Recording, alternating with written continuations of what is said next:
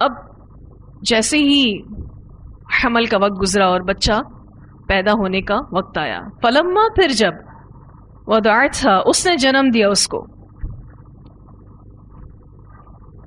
وضع کا معنی ہوتا ہے بوجھ کو اتار کر نیچے رکھ دینا. جیسے ہی وہ بچہ پیدا ہوا، قالت کہنے لگی، ربی اے میرے رب، انی بے شک میں نے، وضعتھا میں نے جنم دیا ہے اس کو، انثى لڑکی. اب ان کے ذہن میں یہ تھا کہ مجھے بیٹا ہوگا اور میں اس کو اللہ کے راستے میں وقف کروں گی. اب کہتی ہے مجھے تو بیٹی ہوئی ہے. واللہ اعلم اور اللہ زیادہ جانتا ہے، بما ساتھ اس کے جو وضعت اس نے جنم دیا. اگر اللہ نے ان کو بیٹی دی تھی تو جو کام اللہ تعالیٰ کو اب ان کی اولاد سے لینا تھا وہ ایک عورت ہی کر سکتی تھی، کیونکہ آگے چل کے اللہ تعالیٰ نے حضرت مریم کے ذریعے حضرت عیسیٰ کو اس دنیا میں لانا تھا بطور نشانی. وہ کام تو ایک عورت ہی کر سکتی تھی. تو اللہ تعالیٰ کہتے ہیں واللہ اعلم اور اللہ زیادہ جانتے ہیں، بما وضعت ساتھ اس کے جو اس نے جنم دیا. ولیسا نہیں ہے، الذکر لڑکا، کل انثی مانند لڑکی کے. اب یہ حصہ ہو سکتا ہے کہ حضرت مریم کی والدہ سوچ رہی ہیں کہ نظر کے لیے لڑکا موزوں تھا، کیونکہ وہ لڑکی کی طرح ناتواں نہیں ہوتا، لڑکا زیادہ مضبوط ہے.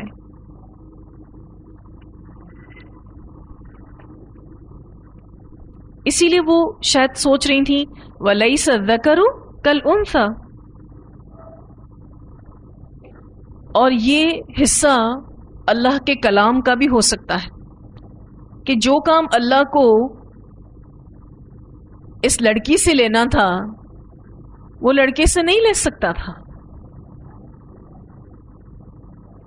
کیونکہ ان کی والدہ پریشان ہو گئی تھی لڑکی کی پیدائش پر. اصل میں اس دور میں لڑکے اللہ کی عبادت کے لیے ہیکل سلیمانی میں، یا جس کو آپ مسجد اقصی بھی کہتے ہیں، وقف کیے جاتے تھے. لڑکے وقف کیے جاتے تھے تو وہ مسجد کی خدمت بھی کرتے تھے اور عبادت بھی کرتے تھے. اس دور میں لڑکیوں کو وقف کرنے کا کوئی رواج نہیں تھا. اب جب لڑکے کے بجائے لڑکی پیدا ہوئی تو ان کی والدہ تھوڑی پریشان ہو گئی تھی کہ میں نے تو نظر مانی ہے، اب کیا ہوگا. بظاہر تو یہ کہنا چاہیے تھا کہ لڑکی لڑکے جیسی نہیں، مگر اس کے برعکس اللہ تعالیٰ کیا فرماتے ہیں وَلَيْسَ الذَّكَرُ كَالْأُنثَى. وہ لڑکا جو عمران کی بیوی کے ذہن میں تھا، جس کو وہ نظر کرنا چاہ رہی تھی، اس لڑکی جیسا نہیں ہو سکتا جو اللہ نے اس کو عطا کی. کہنے کا مطلب یہ ہے کہ جو کام اللہ تعالیٰ کو حضرت مریم سے لینا تھا وہ اللہ تعالیٰ کسی لڑکے سے نہیں لے سکتے تھے. اسی لیے اللہ خوب جانتے ہیں کہ اللہ نے بیٹی ان کو کیوں دی. آج ہمارے معاشرے میں بھی جس کے ہاں بیٹی پیدا ہوتی ہے اس کو بیچارہ سمجھا جاتا ہے، اور جو بچی پیدا ہوتی ہے اس کو بیچاری. بہت سارے لوگ بچی کی پیدائش پر دل کو ناراض کر لیتے ہیں. بیٹی کی پیدائش پر بہت سارے لوگوں کے دل ناراض ہوتے ہیں اور وہ یہ سوچتے ہیں کہ لڑکیاں لڑکوں جیسی تھوڑی نہ ہوتی ہیں، لڑکے زیادہ اہم ہیں لڑکیوں سے. حالانکہ جو اولاد اللہ تعالیٰ دیتا ہے، بیٹا دیتا ہے یا بیٹی دیتا ہے، وہ سراسر اللہ کی مرضی ہے اور اس میں اللہ کی کوئی نہ کوئی حکمت ہوتی ہے. تو جو بھی اولاد اللہ تعالیٰ دے، اولاد جیسی نعمت دے، تو خوشی سے اس کو قبول کرنا چاہیے. اس پر تھوڑی سی اور بھی بات کریں گے کہ بیٹی کو کیوں کم ویلیو کیا جاتا ہے اور بیٹے کو کیوں زیادہ ویلیو کیا جاتا ہے. پہلے اس آیت کو مکمل کر لیتے ہیں. وَإِنِّي اور بے شک میں نے سمیتها میں نے نام رکھا ہے اس کا مریم مریم. مریم عبرانی زبان کا لفظ ہے، بہت ہی پیارا نام ہے. اس کا معنی ہے رب کی خادمہ، رب کی خادمہ، عبادت گزار، خدمت گزار.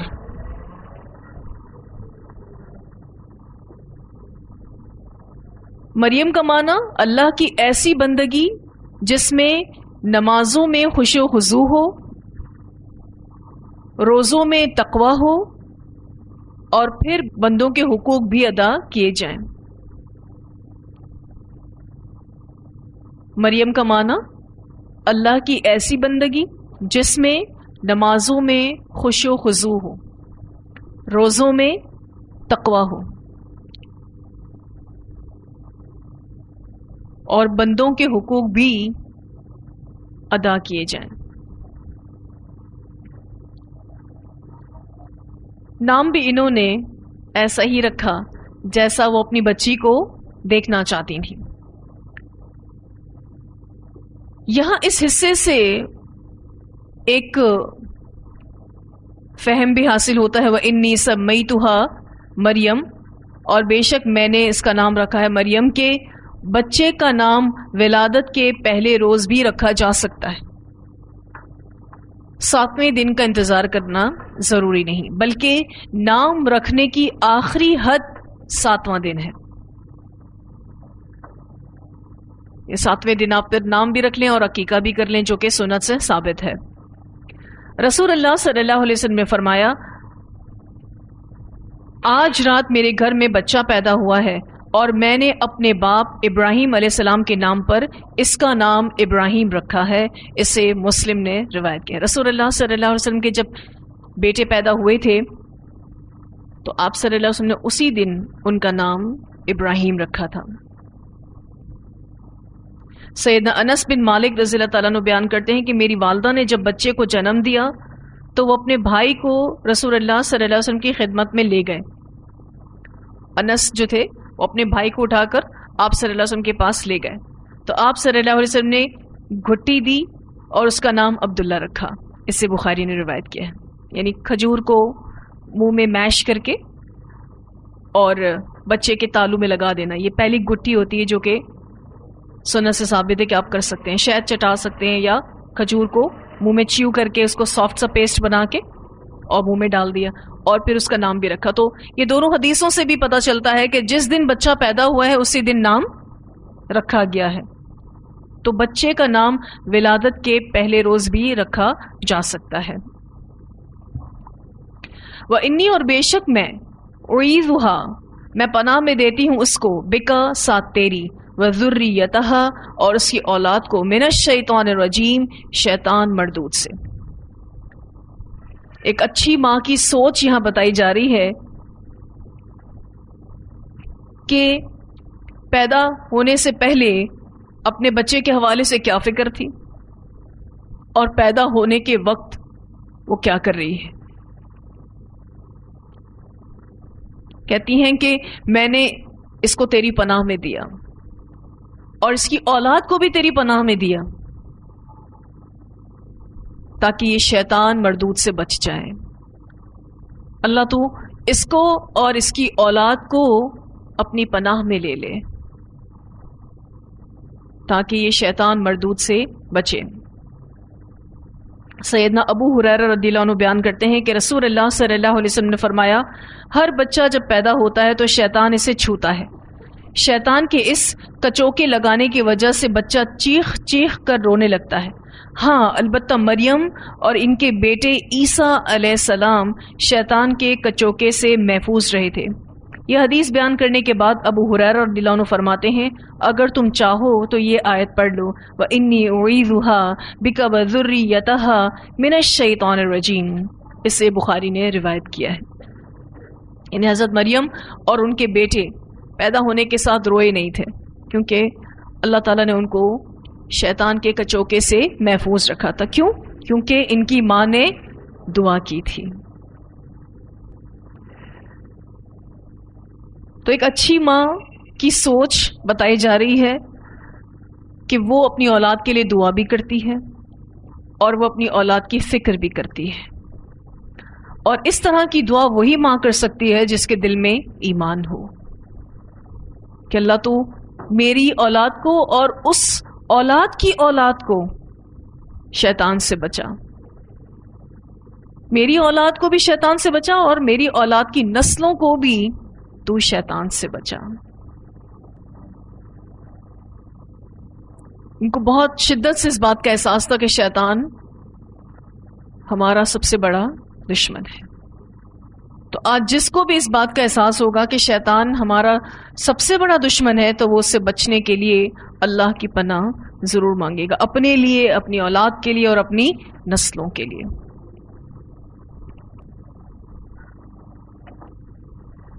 تو بچوں کی فکروں میں پھر کیا کیا آئے گا؟ سب سے پہلے کہ اچھا نام رکھنا چاہیے. آج بہت سارے لوگ اس فکر میں تو پڑے رہتے ہیں کہ ایسا نام ہو جو بڑا یونیک سا ہو، لیکن اس فکر سے اپنے آپ کو آزاد کر لیتے ہیں کہ نام اچھا ہونا چاہیے، اس کا معنی اچھا ہونا چاہیے، اور آپ اپنے بچے کا ویسا ہی نام رکھتے ہیں جیسی شخصیت آپ اس میں دیکھنا چاہتے ہیں، کیونکہ روزانہ وہ نام سنتا ہے اور کتنی بار سنتا ہے. تو ناموں کا شخصیت پر اثر ہوتا ہے. اچھا نام بہت ضروری ہے. پھر یہ بھی کہ کل قیامت کے دن اسی نام سے بلائے جائیں گے، تو اچھا نام ہونا چاہیے. پھر اپنی اولاد کی فکر میں دعائیں کرنا. میں سمجھتی ہوں کہ آج جتنے بھی ماں باپ اپنے بچوں کے حوالے سے پریشان ہیں ان کو ضروری ہے کہ وہ اپنی دعاؤں کو بڑھا لیں، کیونکہ دعاؤں میں بہت کمی ہے. آج بچوں کے اتنے ٹینشن جو پیرنٹس کو ہے نا، اس کی ریزن یہی ہے کہ دعاؤں میں کمی ہے. عبداللہ بن مسعود جو تھے وہ جب تہجد پڑھتے تھے تو ان کے بیٹے نے پوچھا آپ تہجد کیوں پڑھتے ہو؟ تو کہا تیرے لیے ہی پڑھتا ہوں، کیونکہ وہ اس تہجد میں اٹھ کر اپنی اولاد کے لیے دعائیں کرتے تھے. آج ماں باپ اتنے مصروف ہو گئے اپنی دنیاوی زندگی میں کہ ان کو اپنی ہی سگی اولاد کے لیے دعا کرنے کا ٹائم نہیں. حالانکہ جتنی دعائیں ہم کر سکیں اور جس وقت کر سکیں اللہ رب العزت سے دعا کریں کہ اللہ تو میری نسلوں کی حفاظت فرما، اللہ تو میری نسلوں میں ایمان چلا. یہ فکر آج کے ماں باپ میں کم ہے. پھر ان کی فکر آخرت بھی کرنا، اس کے لیے لازمی ان کو قرآن سے جوڑنا، ان کو ایسے ماحول سے جوڑنا بہت ضروری ہے. چاہے بیٹا ہو یا بیٹی ہو، جوڑیں اپنی نسلوں کو دین سے تاکہ ان کی فکر آخرت کے حوالے سے کر سکیں، تاکہ وہ اپنی دنیا کو اور آخرت کو سنوار سکیں. آج بس کسی قاری صاحب کو بلا کے قرآن کی تھوڑی بہت تجوید ٹھیک کرا کے ہم سمجھتے ہیں ہم نے اپنے بچوں کی آخرت بنا لی. نہیں، اس سے ان کے عمل میں کوئی تبدیلی نہیں آتی جب تک کہ ہم اپنی اولادوں کو، اپنی نسلوں کو دین سے نہیں جوڑیں گے. اور دین سے بھی کیسے دین سے؟ جہاں قرآن و سننا کا کام ہو رہا ہو. پھر ان کی اچھی جگہ شادی کرنا، بیٹا ہو یا بیٹی ہو، ان کے لیے اچھے رشتوں کی تلاش کرنا، ان کے لیے دعائیں کرنا کہ یا اللہ تو نیک اور صالح جوڑا عطا فرما. اس فکر کے لیے جہاں آپ محنت کرتے ہیں وہاں پھر وہی بات کہ دعا بہت زیادہ ضروری. اور بیٹوں اور بیٹیوں کو بوجھ سمجھتے ہوئے جیسی تیسی جگہوں پر شادیاں نہ کریں، کیونکہ ان کی زندگی شادی کے بعد وبال بن جائے گی.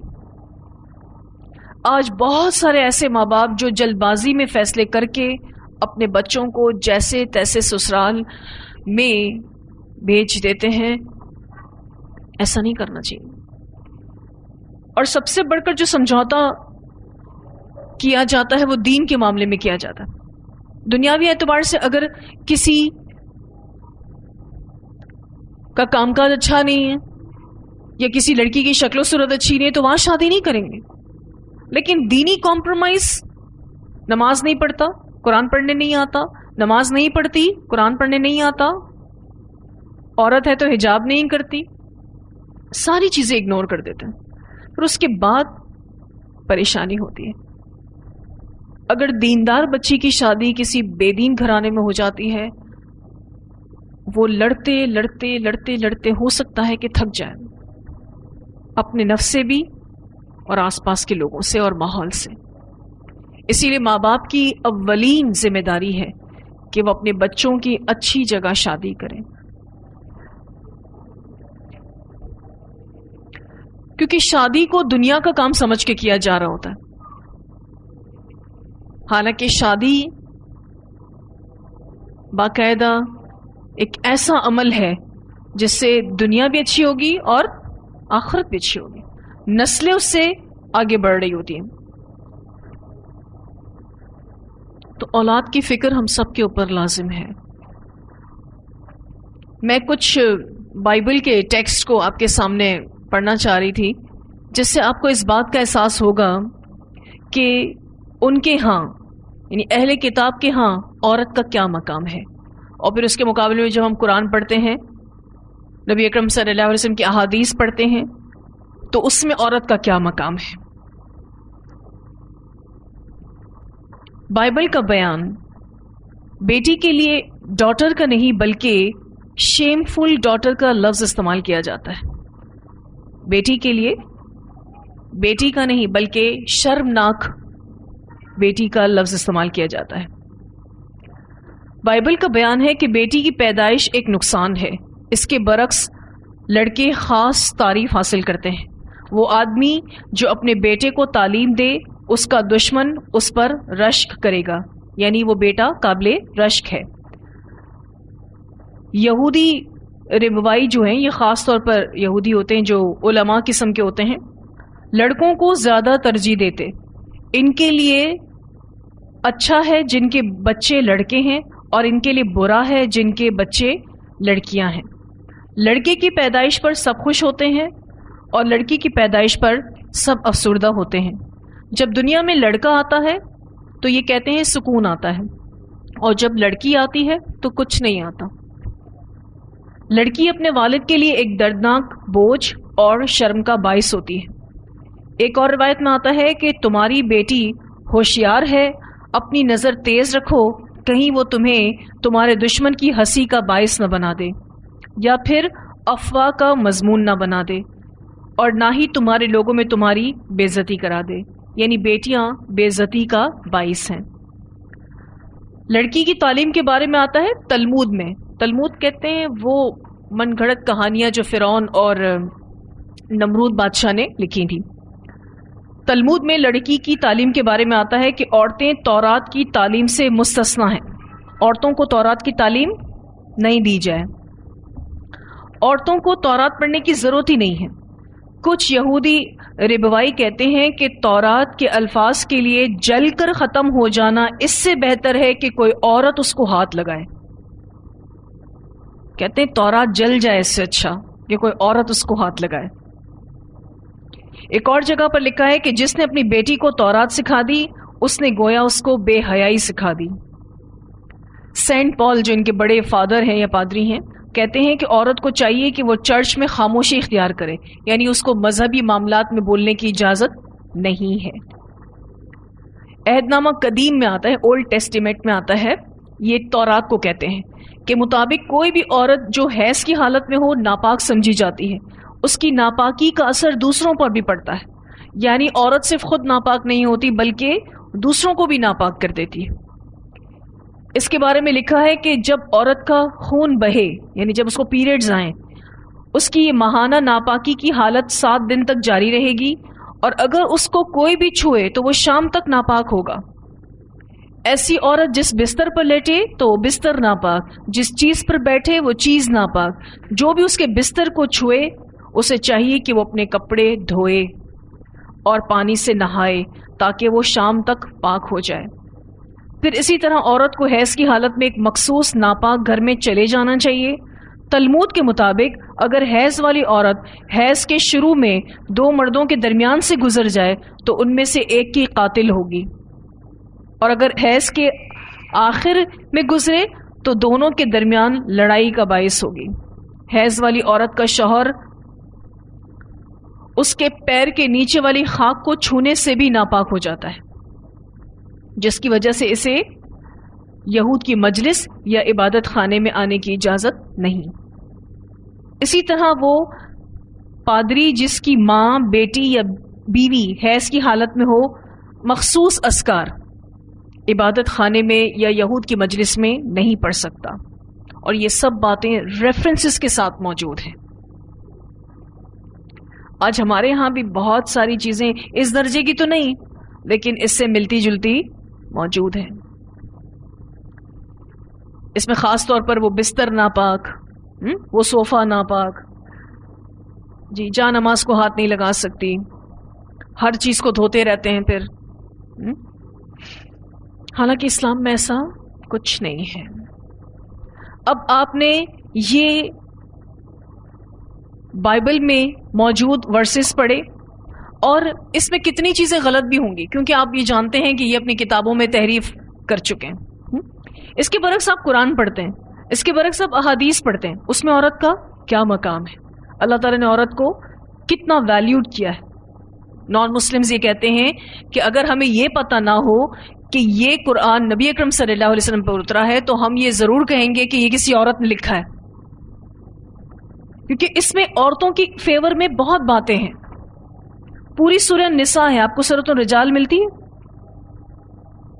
پوری سورہ نساء ہے، سورہ آل عمران کے بعد آئے گی انشاءاللہ، اور کتنی طویل سورت ہے، اور عورتوں کے فیور میں اور اس کے حقوق پر اتنی بات ہوئی ہے قرآن پاک میں، اور اللہ تعالیٰ نے عورتوں کو اتنا مقام دیا ہے۔